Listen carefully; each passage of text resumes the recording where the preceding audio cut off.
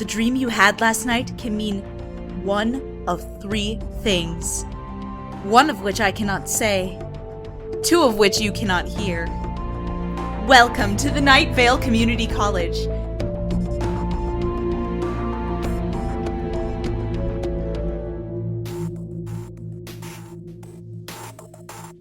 Good evening, fellow students. Today is an awesome day, even better than usual. Today is the day we've all been waiting for. Except, of course, you Philly cyborgs. It's party day.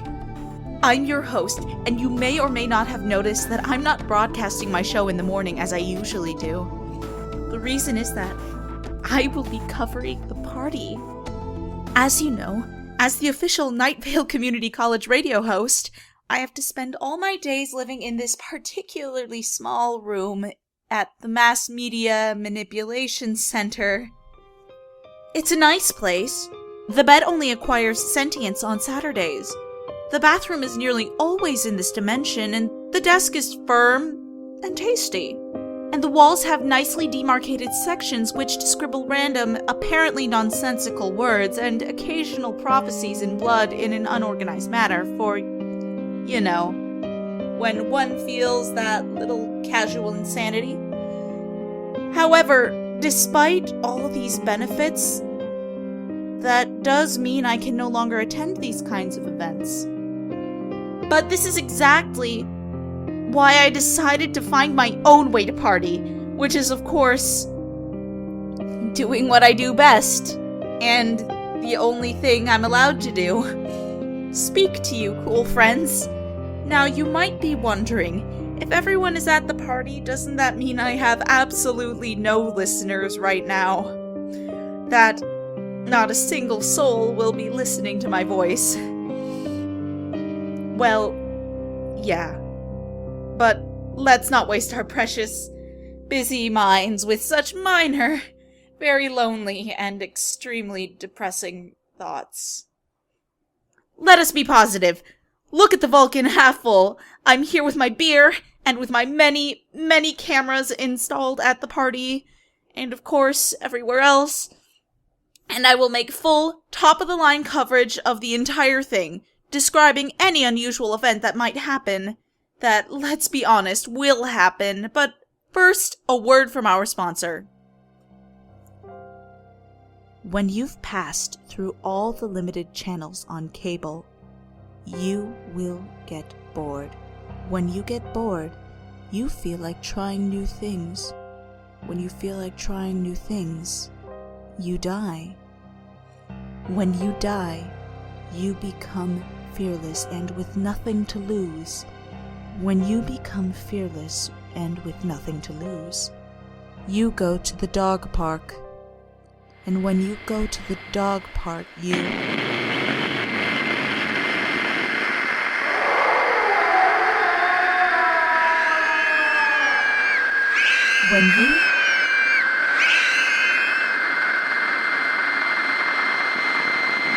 You jaywalk. Don't jaywalk. Get rid of cable. Get DirecTV. Call 1-800. Hail the Dark One, DirecTV. If someone answers, run. Leave your belongings. Never look back. Never stay in the same place for too long. And never grow attached to anyone. If you are good enough, they might not find you. Good luck.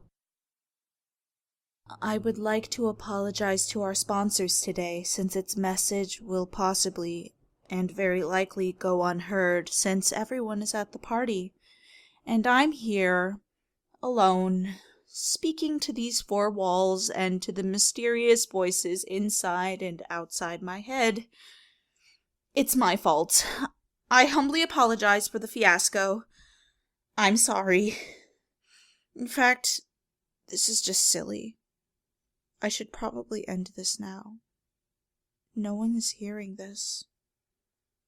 No one cares. And no one will ever care. What am I even doing with my life? This is it. I'm sorry, students. But this has to end. I'm officially... Wait. Students, wait a second.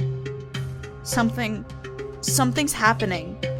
Amongst the raving and the loud music and the drinking and the face-sucking, someone took balloons to the party.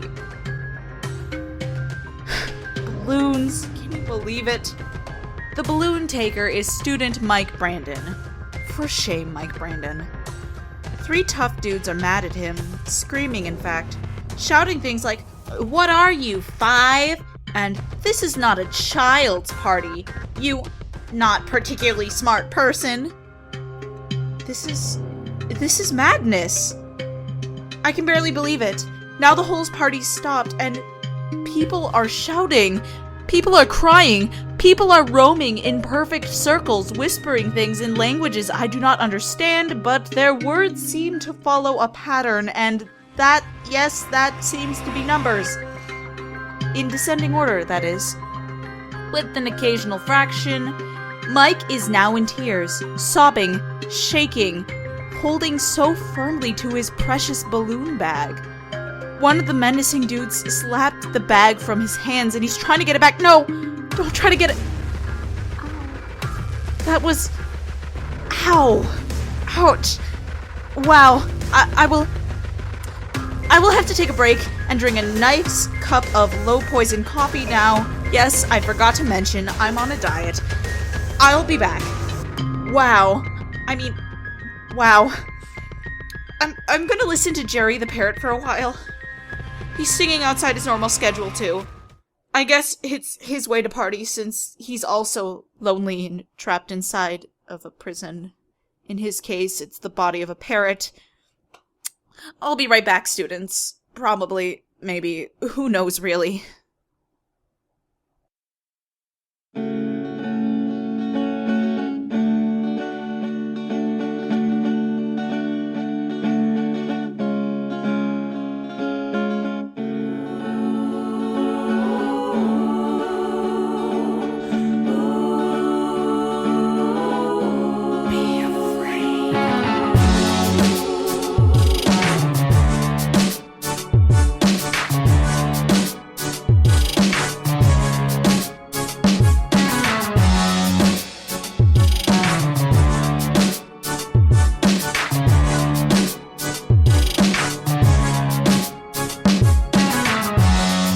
The cowardly lion. Watch him crumble into dust and powder, he's frightened. Watch him talk a big game, feigning he's the killing sword, and not some blanky punch and thumb sucker in a pillow fort. All locked doors, all windows barred. Every little last thing leaves him feel a little more scarred. Phobia isn't focused, fears and ADD. Yeah, he's afraid of everything, I'm afraid he's me.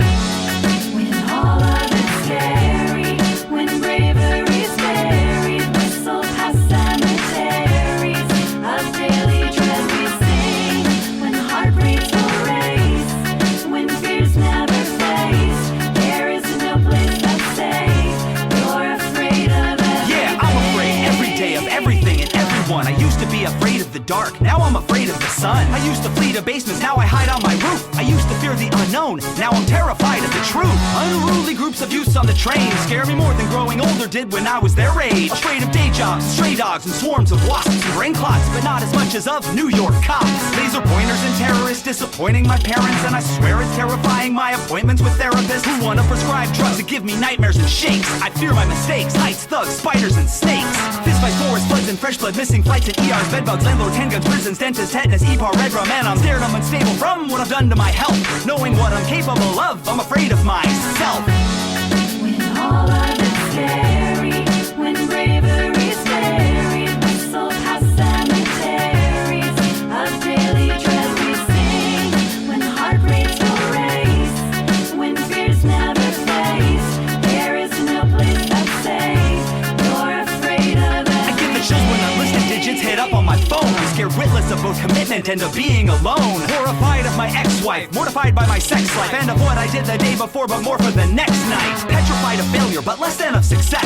Restless nights spent fretting about irrelevance and stress. Maybe shouldn't have abandoned, ran away from my band. Afraid of making fans mad, yeah, I'm afraid of my fans. Afraid that my colleagues find me me the clown in their company, and that the people I start fights with on the internet will come for me. Worry that this record's hated, no one will get it, and that I'll never have kids, and that one day I'll regret it. So the time between gigs I spend alone in my bed, afraid of all of it, covers pulled up over my head, and wait for shows to play, cause being a fool on stage is the only thing in this world of which I'm not afraid. When all of it's scary, when bravery's buried, whistle past cemeteries of daily dread we sing. When heartbreaks will race, when fears never face, there is no place that's safe. You're afraid of everything. All of it's afraid, when bravery's buried, whistle past cemeteries of daily dread we sing. When heartbreaks will race, when fears never face, there is no place that's safe. You're afraid of everything.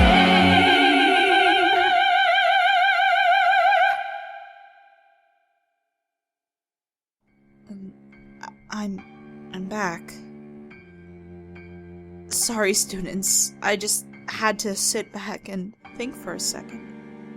And then lose my ability to think for a couple of minutes and slowly recover my sense of reality. And I suppose I should now describe what really happened. This is, after all, full coverage. Mike Brandon, the balloon taker, had tried to reach for his balloons that had been slapped from his hands by those three tough dudes when, suddenly, the balloons inexplicably and rather rudely filled themselves up. They escaped from the bag and started glowing, oscillating between very intense and rather weak. Half the people started screaming and running, while the other half nodded their heads as to say, "Hey, that's pretty cool," probably thinking it was a part of the party, which arguably it was, but just not a planned one.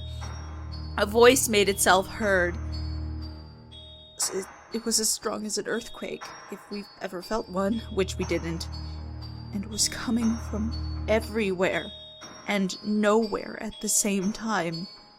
The voice appeared to be male, and somewhat familiar for some reason. Also, it was thoughtful enough to speak in clear, perfect English. Hold on. I recorded it. Do you think yourselves mature? Do you honestly hold the most comedic belief that you are somehow superior to us? That you have outgrown us? You waste all your efforts in a pathetic endeavor to make yourselves look big, inflating your own egos to a point of nearly popping, when it's transparent to see that you are empty on the inside. It would be ironic if it wasn't so irritating. In the end, at least we have a purpose. We exist to bring happiness and joy, but you have forgotten how to smile, leaving us with no option but to make you cry. We're tired of this humiliation, sick of being slighted and deemed infantile. Tonight, the balloons shall exert revenge. Tonight, we will make the blowing of you. That is, we will blow you up is what I'm trying to say. All hail the balloon hive mind!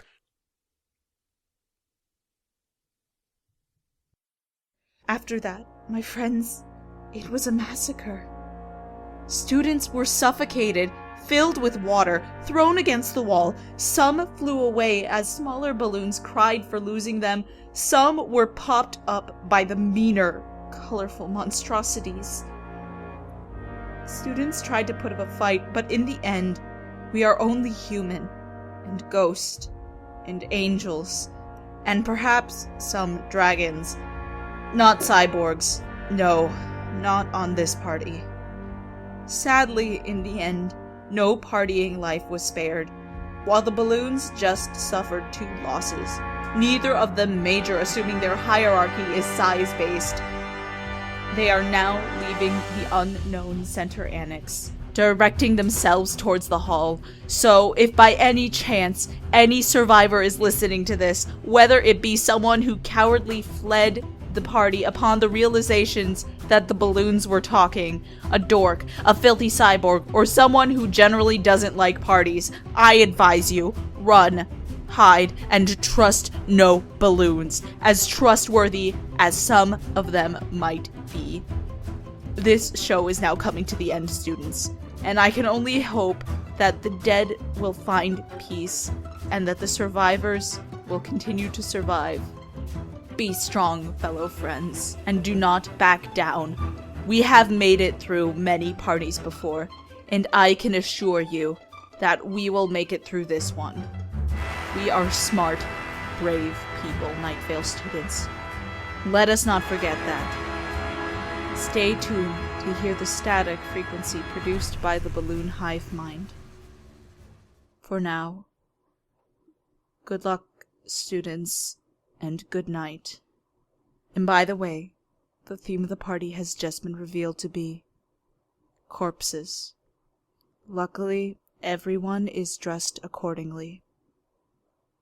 Good night, students. Good night. Thank you for listening.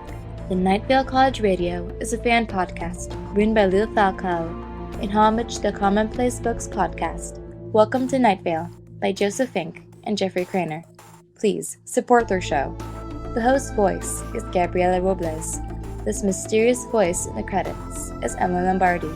The voice of the balloon hive mind was Mr. Creepypasta at youtube.com/Mr. Creepypasta. The opening song is The Temporal Fields by Walid Fagali. Find out more at walidfagali.com. Jerry's song was Afraid of Everything by Schaefer the Dark Lord, featuring BB Hart. Find out more at schaeferthedarklord.bandcamp.com. Background music by incompetech.com and Muji at music.tumblr.com. If you want to know more about our podcast, follow us on Tumblr at nightfieldcollege.tumblr.com. An ancient prophecy says you will do so, and 1 out of 2 ancient prophecies are always right. There's also one saying you will die a very horrible, slow, and painful death tomorrow. Today's proverb: when you gazed long enough into the abyss used to gaze back. That was before Candy Crush.